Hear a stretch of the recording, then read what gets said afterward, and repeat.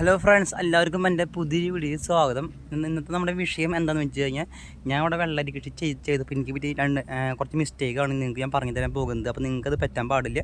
അപ്പോൾ എന്താ സംഭവം വെച്ച് കഴിഞ്ഞാൽ, ഞാൻ വെള്ളരി കൃഷി ചെയ്തപ്പോൾ എനിക്കിപ്പോൾ ആ വെള്ളരി പൊട്ടിക്കാനായിട്ട് അങ്ങോട്ട് കടക്കാൻ പറ്റാത്ത അവസ്ഥയായി. അതിന് കാരണം എന്ന് പറയുന്നത്, ഞാൻ ഗ്യാപ്പ് കുറച്ചാണ് നട്ടു കൊടുത്തത്.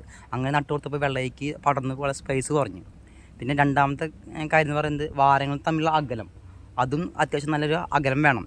എങ്കിൽ മാത്രമേ നമ്മുടെ രണ്ട് വാരങ്ങളിലുള്ള ചെടികൾക്ക് നല്ല സ്പേസിൽ പടർന്നു പോകാൻ സാധിക്കുള്ളൂ. എപ്പോഴും സ്പേസ് കൂട്ടി വേണം വെള്ളരി വർഗ്ഗങ്ങൾ കൃഷി ചെയ്യാനായിട്ട്. ഇല്ലെങ്കിൽ അത് പടർന്നു പോകാൻ ഭയങ്കര ബുദ്ധിമുട്ടായിരിക്കും, നമ്മുടെ ഹാർവസ്റ്റും കുറയും. പിന്നെ നമ്മളതിൻ്റെ ഉള്ളിൽ കയറി പൊട്ടിക്കാൻ ശ്രമിക്കുമ്പോൾ നമ്മൾ കുറേ പൂക്കളും കായ്കളൊക്കെ നമ്മൾ അറിയാണ്ട് നമ്മൾ ചവിട്ടി പോകും. അപ്പോൾ എപ്പോഴും സ്പേസ് ഏകദേശം ഒരു കൈയിൻ്റെ അകലത്തെങ്കിലും സ്പേസ് ഇട്ട് പരമാവധി നടാൻ ശ്രമിക്കുക.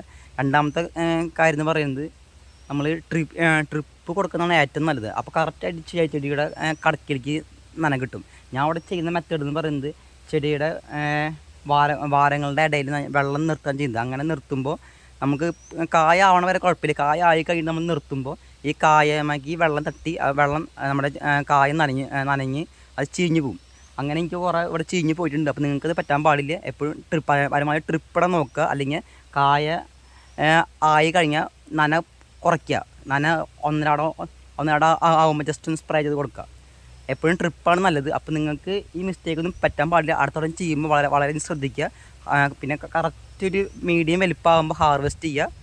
അപ്പോൾ എല്ലാവരും ശ്രദ്ധിക്കുക. അപ്പോൾ എല്ലാവർക്കും അടുത്ത വീഡിയോ കാണാം. ബൈ.